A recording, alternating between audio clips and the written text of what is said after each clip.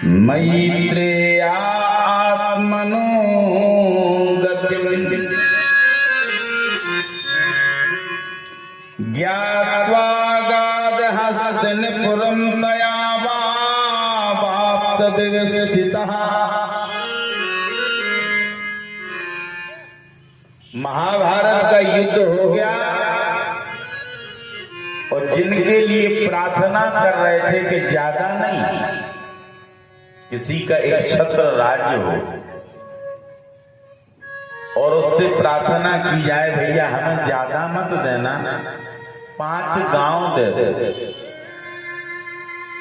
जिसमें हमारा निर्वाह होता रहे, भोजन की व्यवस्थाएं बनी रहें। इससे बड़ी बात क्या हो सकती है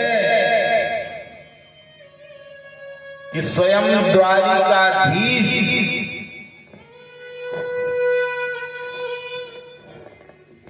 शांति दूत बन करके गए और इस प्रस्ताव को रखा।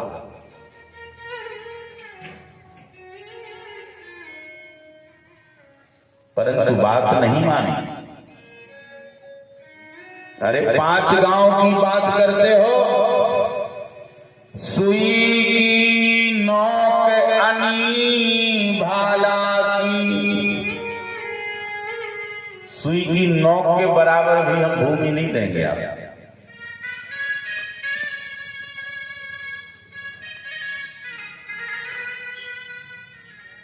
क्यों नहीं दोगे भैया? तो बोले नहीं देना, ये भी कोई बात। भाई सगे भाई हो, एक पिता के 2 बच्चे हैं, आधा आधा हक बैठता है और कानूनन बैठता है, न्याय प्रिय न्याय संगत है कि आधा करें। परंतु भगवान की बात को ही महत्व नहीं दिया। जब समय खराब आता है ऐसा होता है। इतिहास उठा करके देख लो, जिसने भी भैया बांटन में गड़बड़ी की है, गड़बड़ हो गया सर। बराबर का रखो भैया। खुशी से यदि कोई भाई कह रहा है कि नहीं हमारे उस भाई को ज्यादा दे दो, तो सभी की सहमति से तो दे सकते हो, परंतु एक अपनेपन में नहीं मैं इतना लूंगा, ये गलत है। तुम तो आज नहीं, अतीत, वर्तमान और भविष्य भी देख लेना। और सारे दुनिया की यदि कोई संपदा है तो वो है संतोष धन। जिस व्यक्ति ने संतोष की पकड़ी, संतोष रखा है, वो कभी दुखी रहा ही नहीं।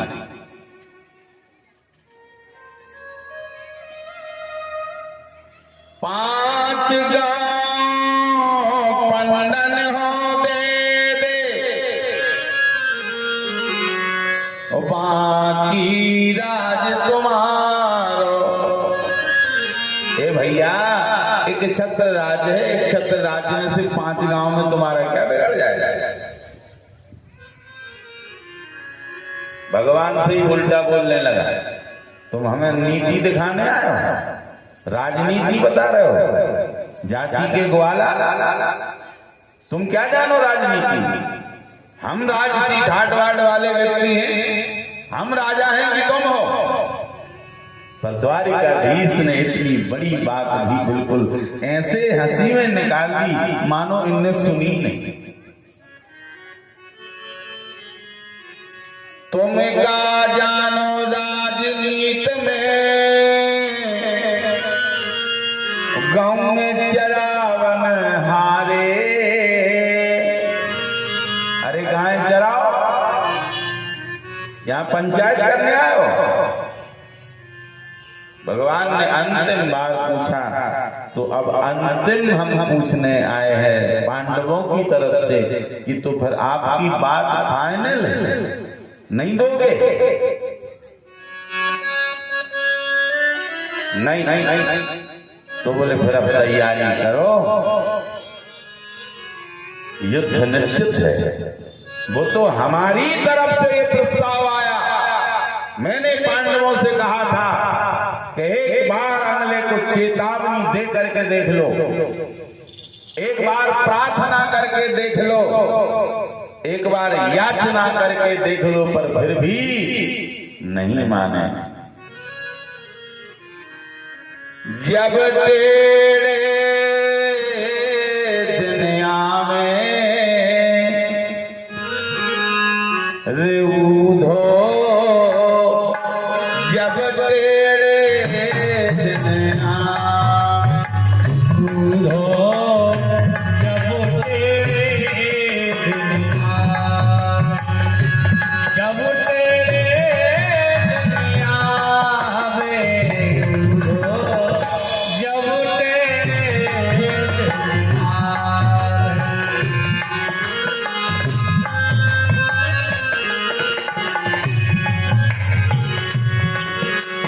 खुद की धरी चीज ने पावे, ढूंढ ढूंढ मर जावे।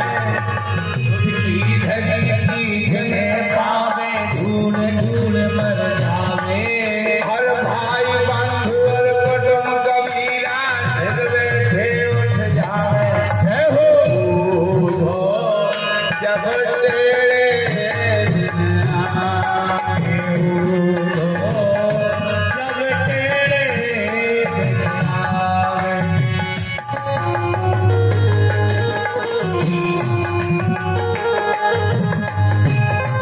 दिन आवे,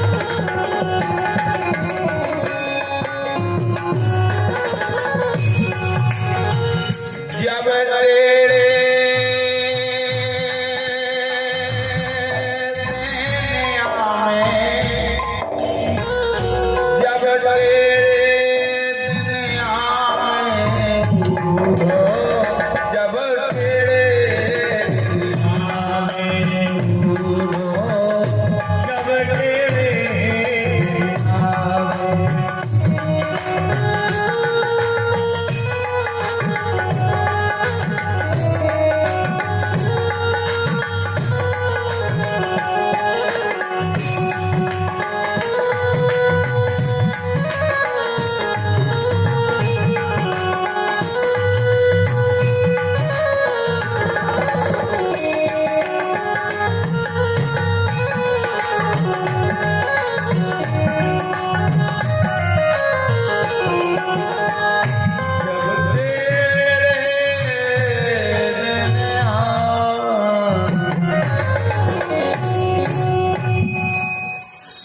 समय जब आदमी का खराब हो ऐसे ही होता है। आप लोग कहते हो, कई लोग हमसे कहने लगते हैं कि पंडित जी समझ में नहीं आ रहा है। मैं भी सोचता रहता हूँ कि भगवान का विरोध कर रहे हैं, भगवान के प्रति दुर्भावनाएं रख रहे हैं, भगवान के बारे में उल्टा सुल्टा बोल रहे हैं। अरे अबे तो भगवान उन्होंने मिली नहीं है, और मिले हैं भी नहीं कब। कल्पना करो, शिशुपाल जैसे भगवान सामने खड़े हैं, आप में इतनी क्षमता है कि आप 100 गालियां सुन लो, है क्या?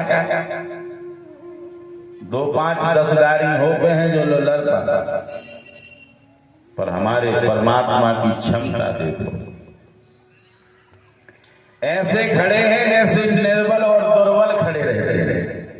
न इन्हें बल है, न ये कुछ जानते हैं, और न इनकी कुछ बस की। 99 गालियां हो गई, वचनबद्ध थे प्रभु, 100वीं गाली में राधे राधे कर दें। इतनी क्षमता किसी जीव में नहीं होती। त्रिलोकीनाथ होने के बाद में भी इतने महान हैं वो।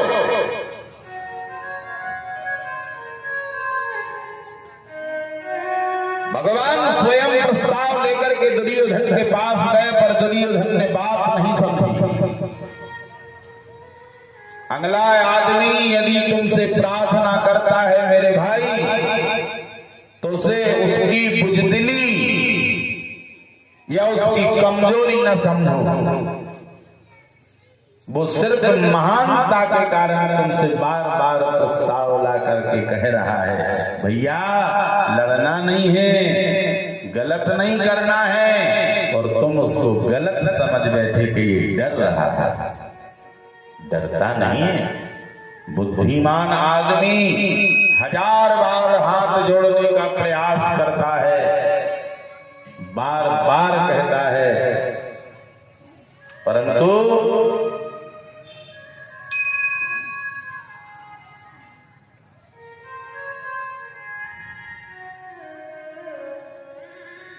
इस बात को याद रखो, महानता को गलत न समझो। उस समय भी दैत्य थे, आज भी दैत्य हैं। जहां पृष्ठभाग है वहां सीना होगा, जहां दिन है वहां रात होगी, जहां धर्म है वहां अधर्म होता है। जब अंधकार होता है तभी तो आदमी उजेला करता है। उजेला में कभी किसी को दीपक जलाते देखा है? यदि चल रहा हो, बल्ब लगा हो और आज आप उसको जला के रखे हो तो लोग आके कहने लगते भैया बंद कर दो। और यदि रात्रि हो तो अनेक आदमी कहते भैया उजेला करो थोड़ा सा। वो चीज है, कभी भी ध्यान रहे, ऐसी कोई गलती नहीं करना जो परिवार में विध्वंस हो जाए। संतुष्टि रखना, यदि जायदाद वाली बात आवे तो स्पष्ट कह देना भैया, माता पिता और भाइयों से पूछ लो जो मन होवे, और जैसी परिस्थिति हो वैसा कर दो।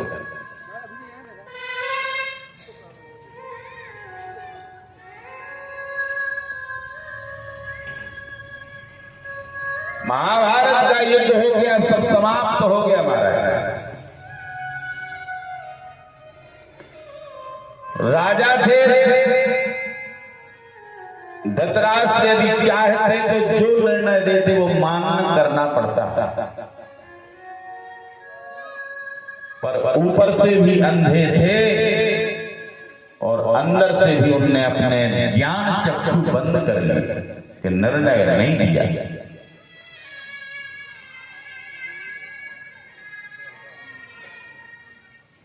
अंत में सारे के सारे भाई बंधु समाप्त हो गए।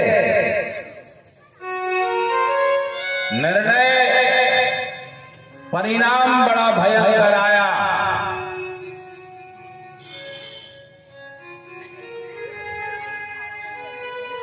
दूसरे के सहारे जिनको हमने मना किया हम 5 गांव तक नहीं देंगे, आज उन्हीं के सहारे जिए जा रहे हैं।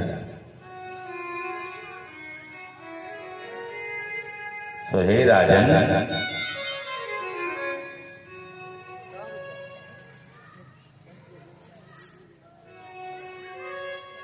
अकेले कक्ष में बैठे हैं गांधारी और धृतराष्ट्र।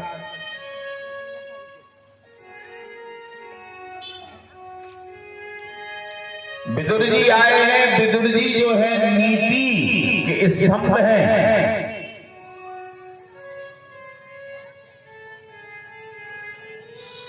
विदुर जी कौन है? यम के अवतार हैं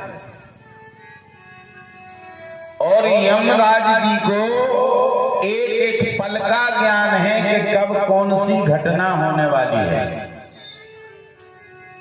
अकेले में कक्ष में आकर के कहा, ए भैया काल दंड आने वाला है, इसलिए आप भगवत भजन करो और सारे संसार की व्यथाओं से दूर हो जाओ। मांडव सा पाद भगवान प्रजा संयमनो यमः भ्रातु क्षेत्रे भुजस्यायाम् जातः सततवती सुता।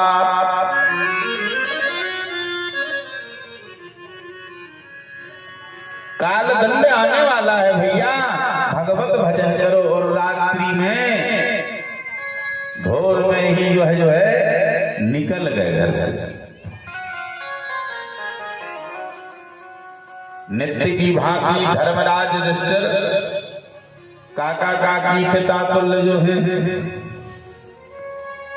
प्रणाम करने हमारे माता पिता दिखाई नहीं दे रहे हैं, रुदन कर रहे हैं। संजय से पूछा, संजय ये बताओ हमारे माता पिता।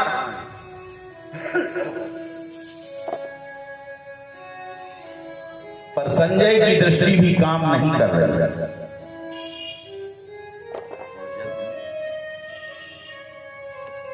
काम नहीं कर रही। जब समय विपरीत आता है ना मेरे भाई,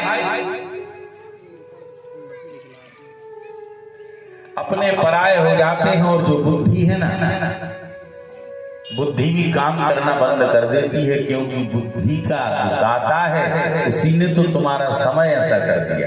इसलिए सब विपरीतता में हो जाती है। इसलिए अभिमान कभी जीवन में नहीं करना चाहिए। तुम यदि बल करते हो तो किसका कर रहे हो? यदि शरीर का तुम्हें बल है तो थोड़ी सी बीमारी के बाद में ही शरीर काम का नहीं रहता।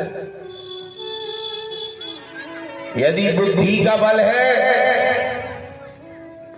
अभिमान है, तो एक क्षण मात्र में ही बुद्धि नष्ट कर देंगे ईश्वर। फिर क्या कर लोगे?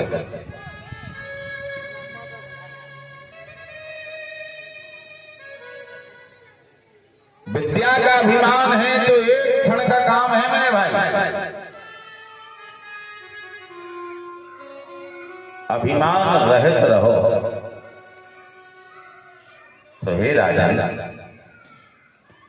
दैव योग से भगवान के अनन्य भक्त नारद जी का आगमन हुआ।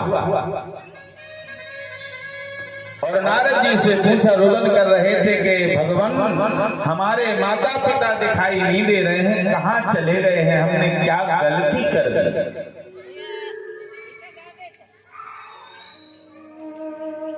हमने क्या गलती कर दी?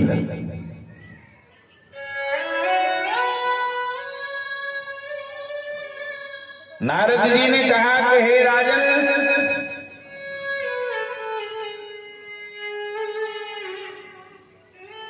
तुम्हारे जो माता पिता जिनकी तुम पूछ रहे हो, वो गंगा के किनारे भगवान का भजन कर रहे हैं और अब आएंगे नहीं। आशा छोड़ दो।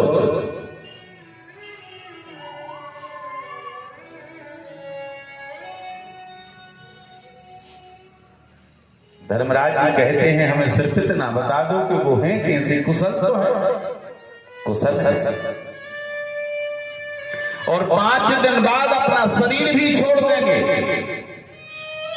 अभी वर्तमान में जल और वायु का पान करके भगवत भजन कर रहे हैं, पर कुछ समय बाद वह जल भी बंद कर देंगे। वायु को ग्रहण करके और भगवत भजन करेंगे। अंतो गत्वा परमात्मा की कृपा हो जाएगी। ये नारद जी ने कहा। निश्चिंत होकर के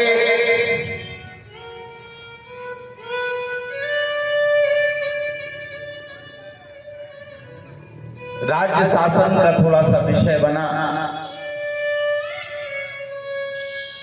प्रजा के लिए पूर्णतः सुरक्षित देखना चाहते हैं।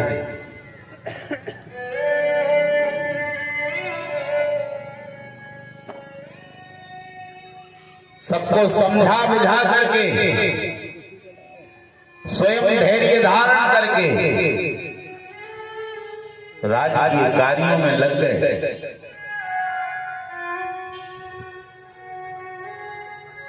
5 दिन बाद धृतराष्ट्र ने अपना शरीर त्याग दिया। गंगा के किनारे और गांधारी भी स्वामी की चिता को बना करके स्वयं सती हो गई।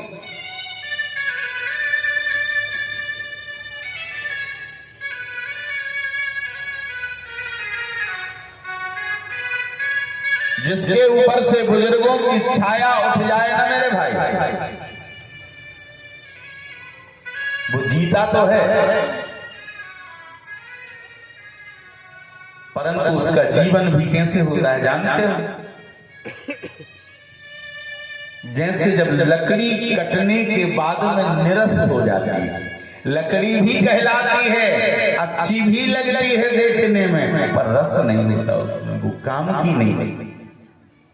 जीवन चलता है, दौड़ है, भाग है, इधर उधर जाना, सब कार्यों को समेटते हुए करना, पर जो आत्म संतुष्टि और आत्म बल है वो तो हमारे सिर्फ बुजुर्ग ही देते हैं, हमारे आचार्य देते हैं, हमारे भगवान देते हैं, वही हमारे आराध्य और बुजुर्ग। उनकी छत्र छाया का जाना, आशीर्वाद नष्ट होना, तो उनको रखाओ, उनका रख रखाव करो। जिनके सानिध्य में, जिनके माता पिता के सानिध्य में जो रह रहा है, जिनके दादा दादी का सानिध्य है, माता पिता का सानिध्य है, वो तो वैकुंठ में निवास कर रहा है। आदमी को बुरा लगता है। एक बात बताओ, बहू बाद में आती है, पर बेटा पहले का है। तुम्हारे बेटा को तुमसे कोई अलग करे या अपशब्द बुलवावे तो आप पर कैसे जीतेंगे? बुढ़े भी माता पिता हो जाते हैं, परंतु बालक उसके लिए कभी बूढ़ा नहीं होता। 80 साल का पुत्र भी हो, पर माता पिता को तो नन्हा सा पुत्र ही दिखाई देता है। तो जब तक है तब तक जो है उनकी सेवा भाव रखो। यदि कोई परिवार में विवाद होता भी है तो एक बात याद रखना, उस पर ध्यान देना बंद कर दो। अच्छी चीजें ग्रहण करो और बुरी चीज जो बोले मस्तिष्क में नहीं रखना, वरना तुम ग्रस्त हो जाओगे, दुविधाग्रस्त हो जाओगे, परेशान हो जाओगे, विषय बनेगा। रेडियो देखा है आपने? जब रेडियो में कोई स्टेशन लगाते हैं हम, अच्छे गाना बजते हैं, बढ़िया कभी भजन आता है तो सुनता है आदमी बड़े मन से, और सुनते सुनते जब स्टेशन समाप्त हो जाती है तो उसमें से क्या आवाज आने लगती, किरकिराहट होने लगती है। और यदि फिर आप कान से लगाओगे तो कैसा लगेगा आपको? तो वही परिस्थिति परिवार एक वाद्य यंत्र भी मान सकते हैं आप। अच्छाइयां जब तक तुम्हारे लिए बोलता रहे कोई ग्रहण करते रहना, और जब बुराई का नंबर आवे तो रेडियो ही की तरह ध्यान मत देना, बस एक ही है कि उसको बंद कर देना, नहीं तो सेल भी जला देगा और काम की भी बात नहीं कर रहा है। मत्थे में बात को नहीं रखना, मत्थे में बात रखोगे तो सब बिगड़ जाएगा।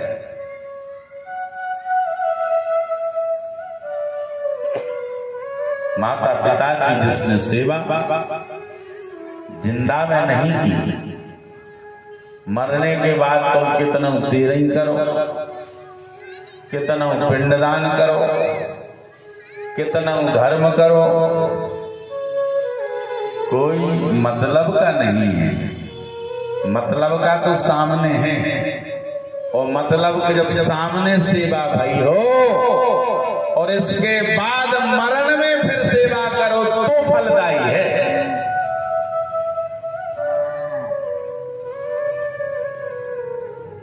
जियत नदीनी गा करे,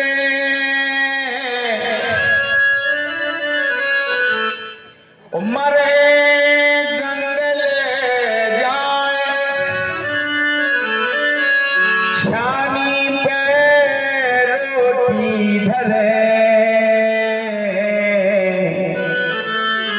कौआ बाप बुलाए, कौआ बाप बुलाए।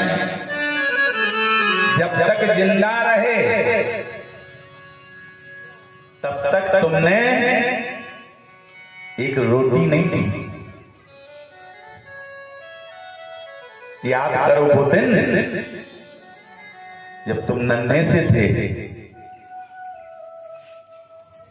दीर्घ संख्या और लघु संख्या उसकी गोद में कर लेते थे, और माँ रोड भोजन कर रही है, खिचड़ी खा रही है, और बालक ने पेशाब कर दी, बालक ने लघु संख्या कर दी, और उसमें छींटे पड़ गए, पर माँ ने द्वेषता नहीं की कि ये मेरे बच्चे का कोई बात नहीं, थोड़ा सा अलग कर दो। मैंने तो इतना तक आंख से देखा है कि यदि मूत्र उसमें गिर गया थाली में तो माँ ने उस मूत्र के लिए नीचे निकाल दिया और भोजन कर लिया।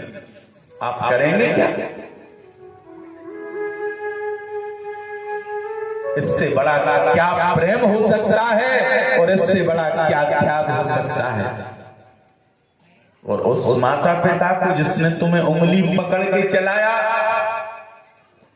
जिसने पल पल पर तुम्हें सहारा दिया,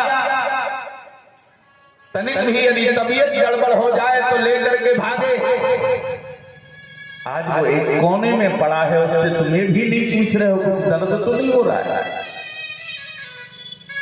तनिक भी यदि लाज शर्म हो तो अभी भी चेत जाओ, समय फिर नहीं मिलेगा। जियत नदीनी गा करे, मरे गंगले जाए। जब तक जिंदा रहे तब तक तुमने भोजन की भी नहीं पूछी, और जब मर गए गंगा जी लेके जा रहे हैं। मरे गंगले जाए,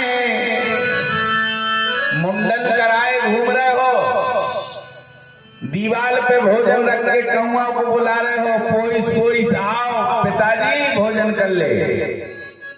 जिंदा में तो कराए नहीं, अब मरे में है।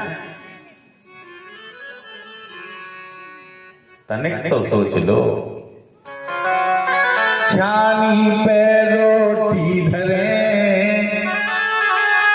ओ कौआ बाप बुलाए।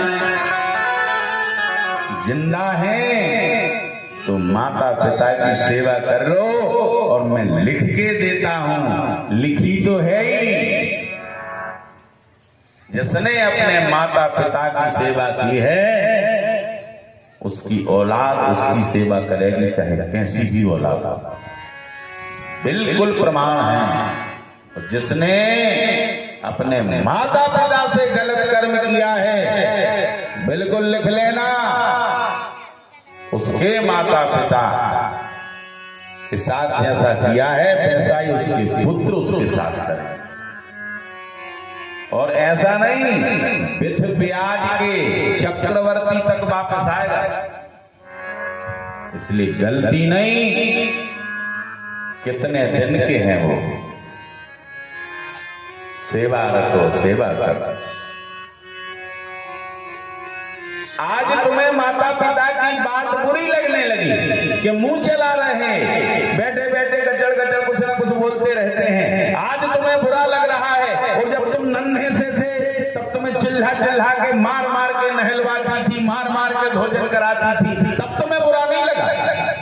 आज तुम्हारी पत्नी तुम्हारे घर आ गई और तुम बहुत फैसिलिटी वाले व्यक्ति बन गए, तो आज तुम्हें हर बात बुरी लगती है। क्यों?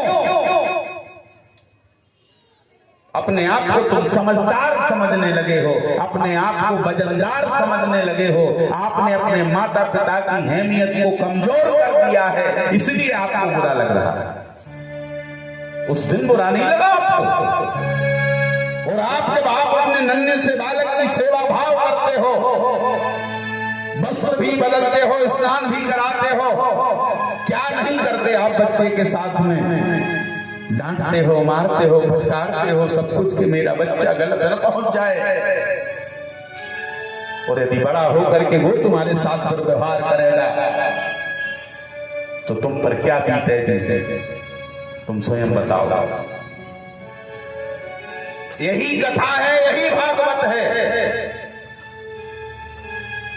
रामायण भागवत कोई भी ग्रंथ के लिए आप पुराण के लिए लोगे तो आपको यही सिर्फ सनातन धर्म की जो नीतियां हैं, सनातन धर्म में जो आचार्यों ने हमारे आचार विचार निष्ठा लिखी है उसको ही बताया गया है। तुम ऐसे चलो वरना चुप जाओगे, गिर जाओगे, और गिर गए तो उठाने वाला कोई नहीं है। रात्रि में यदि अपना बालक बुढ़ा भी हो जाए और यदि घर नहीं आता तो माता पिता को नींद नहीं आती, और यदि आकर के पूछ दिया बेटा इतने लेट क्यों हो गए, चिल्ला के दौड़ते हो, इतनी रात गए सोए क्यों नहीं तुम? अरे कैसे सो जाए? जिसका बेटा घर आधी रात गए घर से बाहर है उसको नींद कहां है? जब तुम्हारा बालक आधी रात गए भ्रमण करेगा तुम्हारी सुनेगा नहीं, जब तुम पर बीतेगी, जब तुम्हें उस चीज को याद आएगा कि हमारे पिताजी भी हमसे ऐसे ही किया करते थे। इन सब चीजों को याद रखो। आज हमारे सारे संसार के अधिष्ठाता पूर्ण ब्रह्म परमात्मा जिनकी छत्र छाया से महाभारत गीता, आज धर्मराज युधिष्ठिर जी कहते हैं अर्जुन से, कहे अर्जुन तुम द्वारिका चले जाओ, बहुत दिन बीत गए, द्वारिकाधीश की खबर नहीं आई।